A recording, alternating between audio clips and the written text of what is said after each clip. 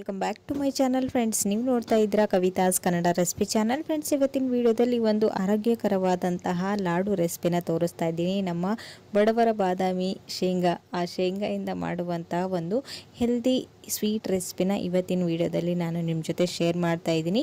ಬನ್ನಿ ಫ್ರೆಂಡ್ಸ್, ಹಾಗಾದರೆ ತಡ ಮಾಡ್ತೀನಿ ಈ ಒಂದು ರೆಸಿಪಿನ ಯಾವ ರೀತಿ ಮಾಡೋದು, ಇದಕ್ಕೆ ಬೇಕಾಗೋ ಸಾಮಾನುಗಳು ಯಾವಂತೇಳಿ ನೋಡ್ಕೊಂಬರೋಣ.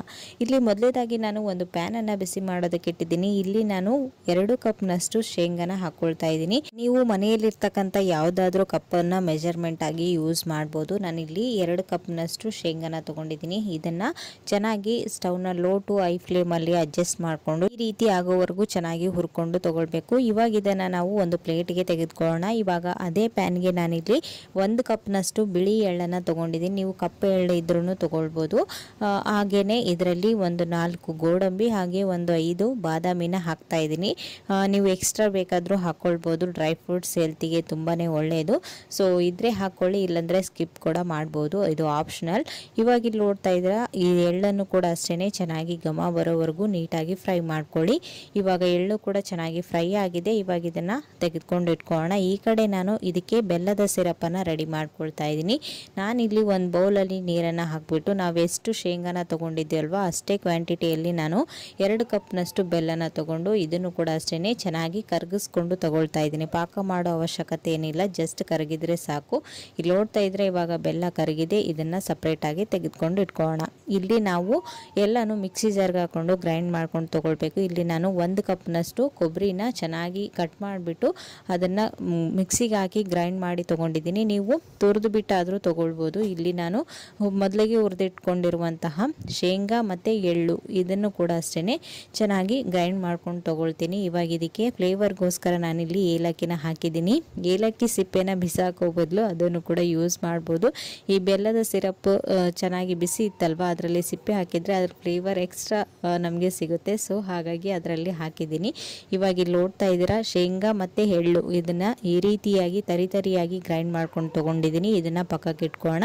ಇವಾಗ ನಾವು ಲಾಡನ್ನು ಪ್ರಿಪೇರ್ ಮಾಡೋಣ. ಓಕೆನಾ? ಇಲ್ಲಿ ನೋಡ್ತಾ ಇದ್ದೀರಾ, ಇವಾಗ ಅದೇ ಪ್ಯಾನನ್ನು ಬಿಸಿ ಮಾಡೋದಕ್ಕೆ ಇಟ್ಟಿದ್ದೀನಿ. ನಾನಿಲ್ಲಿ 2 ಕಪ್ನಷ್ಟು ಕಾಯಿ ತುರಿನ ತೊಗೊಂಡಿದ್ದೀನಿ. ಇದನ್ನು ಸ್ವಲ್ಪ ಹೊತ್ತು ರೋಸ್ಟ್ ಮಾಡ್ಕೊಂಡು ತೊಗೊಳ್ಳೋಣ. ಒಣ ಕೊಬ್ಬರಿನ ಯೂಸ್ ಮಾಡಿದ್ದೀನಿ ನಾನು. ನೀವು ಔಟ್ಸೈಡ್ ಸಿಗುವಂತಹ ಕೋಕೋನಟ್ ಪೌಡರ್ ಕೂಡ ಸಿಗುತ್ತೆ ನಿಮಗೆ, ಅದನ್ನು ಕೂಡ ಯೂಸ್ ಮಾಡ್ಬೋದು. ಇವಾಗ ಇದನ್ನು ಸ್ವಲ್ಪ ಹೊತ್ತು ಹುರ್ಕೊಳ್ಬೇಕು. ಈ ರೀತಿ ಮಾಡೋದ್ರಿಂದ ಈ ಲಾಡು 1 ತಿಂಗಳು ಇಟ್ಟರೂ ಹಾಳಾಗೋದಿಲ್ಲ ಬೇಗನೆ. ಸೊ ಹಾಗಾಗಿ ಸ್ವಲ್ಪ ಹೊತ್ತು ಇದರಲ್ಲಿರ್ತಕ್ಕಂಥ ಹಸಿ ವಾಸನೆ ಹೋಗೋವರೆಗೂ ಚೆನ್ನಾಗಿ ಫ್ರೈ ಮಾಡ್ಕೊಳ್ಳಿ. ಈ ಕೊಬ್ಬರಿ ಸ್ವಲ್ಪ ಕಲರ್ ಚೇಂಜ್ ಆಗಿ ಘಮ ಬರೋದಕ್ಕೆ ಸ್ಟಾರ್ಟ್ ಆಗುತ್ತೆ. ಆವಾಗ ಇದಕ್ಕೆ ನಾವು ಮೊದಲಿಗೆ ಕರಗಿಸಿಟ್ಕೊಂಡಿರುವಂತಹ ಈ ಬೆಲ್ಲದ ಸಿರಪನ್ನು ಹಾಕಿ ಚೆನ್ನಾಗಿ ಮಿಕ್ಸ್ ಮಾಡ್ಕೊಳ್ಬೇಕು. ಕೊಬ್ಬರಿ ಜೊತೆಗೆ ಈ ಒಂದು ಬೆಲ್ಲದ ಸಿರಪ್ ಇದೆಯಲ್ವಾ, ಈ ಕೊಬ್ಬರಿ ಸ್ವಲ್ಪ ಹೀರ್ಕೊಂಡು ಸ್ವೀಟ್ ಆಗಬೇಕು. ಸಪ್ಪ ಇರುತ್ತಲ್ವ ಕೊಬ್ಬರಿ. ಸೊ ಹಾಗಾಗಿ ಸ್ವಲ್ಪ ಕುದಿ ಬರೋದಕ್ಕೆ ಸ್ಟಾರ್ಟ್ ಆದ ತಕ್ಷಣ ನಾವು ಮೊದಲಿಗೆ ಗ್ರೈಂಡ್ ಮಾಡಿ ಇಟ್ಕೊಂಡಿದ್ವಲ್ವಾ ಶೇಂಗಾ ಮತ್ತು ಎಳ್ಳು, ಗೋಡಂಬಿ ಮತ್ತು ಬಾದಾಮಿ, ಈ ಒಂದು ಮಿಶ್ರಣನ ಹಾಕಿ ಮಿಕ್ಸ್ ಮಾಡ್ಕೊಳ್ಳೋದಷ್ಟೇ. ಸಿಂಪಲ್, ಈಸಿಯಾಗಿ ಮಾಡ್ಕೊಳ್ಬೋದು.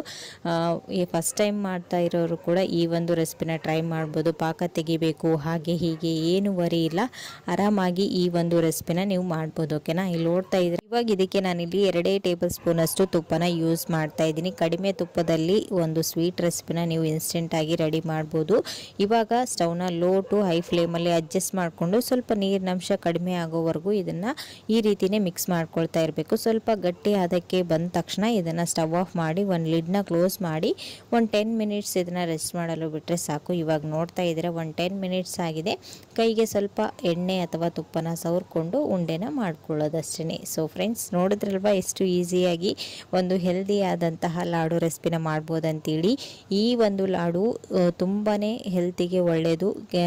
ರಕ್ತದಲ್ಲಿ ಹಿಮೋಗ್ಲೋಬಿನ್ ಆಗಿರ್ಬೋದು, ಕ್ಯಾಲ್ಸಿಯಂ ಕಡಿಮೆ ಆದಾಗ ಮಾರ್ನಿಂಗ್ ಈ ಒಂದು ಲಾಡು ರೆಸಿಪಿನ ಡೈಲಿ ಒಂದು ತಿಂತಾ ಬಂದರೆ ರಕ್ತದ ಕೊರತೆ ಕೂಡ ಕಡಿಮೆ ಆಗುತ್ತೆ ದೇಹದಲ್ಲಿ. ಆರಾಮಾಗಿ ನೀವು ಈ ಒಂದು ಸಮಸ್ಯೆಯಿಂದ ಔಟ್ಸೈಡ್ ಇರ್ಬೋದು. ಓಕೆನಾ? ಸೊ ಫ್ರೆಂಡ್ಸ್, ನೋಡಿದ್ರಲ್ವ ಇವತ್ತಿನ ಈ ಒಂದು ಈಸಿ ರೆಸಿಪಿ ನಿಮಗೂ ಕೂಡ ಖಂಡಿತ ಇಷ್ಟ ಆಯ್ತು ಅಂತ ಅಂದ್ಕೊಂಡಿದ್ದೀನಿ. ಇಷ್ಟ ಆದರೆ ಪ್ಲೀಸ್ ಒಂದು ಲೈಕ್ ಕೊಡೋದನ್ನು ಮರಿಬೇಡಿ. ನೋಡ್ತಾ ಇದ್ರೆ ಎಷ್ಟು ಕಲರ್ಫುಲ್ ಆಗಿ ಕಾಣಿಸ್ತಾ ಇದೆ ಅಲ್ವಾ. ನೋಡಿದ್ರೇ ತಿನ್ಬೇಕನ್ಸುತ್ತೆ. ಇನ್ಯಾಕ್ ತಡ, ನೀವೂ ಕೂಡ ಔಟ್ಸೈಡ್ ಪಿಕ್ನಿಕ್ ಎಲ್ಲಾದರೂ ಹೋಗ್ತಾ ಇದ್ದೀರಾ, ಮನೆಗೆ ಯಾರಾದರೂ ಸಡನ್ನಾಗಿ ಗೆಸ್ಟ್ಗಳು ಬಂದಿದ್ದಾರೆ ಅಂದರೆ ಒಂದು ಹಾಫ್ ಆನ್ ಅವರ್ ಇಲ್ಲ ಒಂದು 45 ಮಿನಿಟ್ಸಲ್ಲಿ ಈ ಒಂದು ರೆಸಿಪಿನ ಟ್ರೈ ಮಾಡ್ಬೋದು. ಒಂದ್ಸರಿ ಟ್ರೈ ಮಾಡಿ ಹೇಗೆ ಬಂತು ಅಂತೇಳಿ ನನಗೆ ಕಮೆಂಟಲ್ಲಿ ತಿಳಿಸಿ. ಸೊ ಫ್ರೆಂಡ್ಸ್, ಇವತ್ತಿನ ಈ ಒಂದು ಈಸಿ ರೆಸಿಪಿನ ಅಂದರೆ ಸ್ವೀಟ್ ರೆಸಿಪಿನ ಇಲ್ಲಿಗೆ ಎಂಡ್ ಮಾಡ್ತೀನಿ. ಮತ್ತು ನಾಳೆ ಹೊಸ ರೆಸಿಪಿಯೊಂದಿಗೆ ಮತ್ತೆ ನಿಮ್ಮನ್ನ ಮೀಟ್ ಮಾಡ್ತೀನಿ ಫ್ರೆಂಡ್ಸ್. ಅಲ್ಲಿವರೆಗೂ ಟೇಕ್ ಕೇರ್, ಬಾಯ್.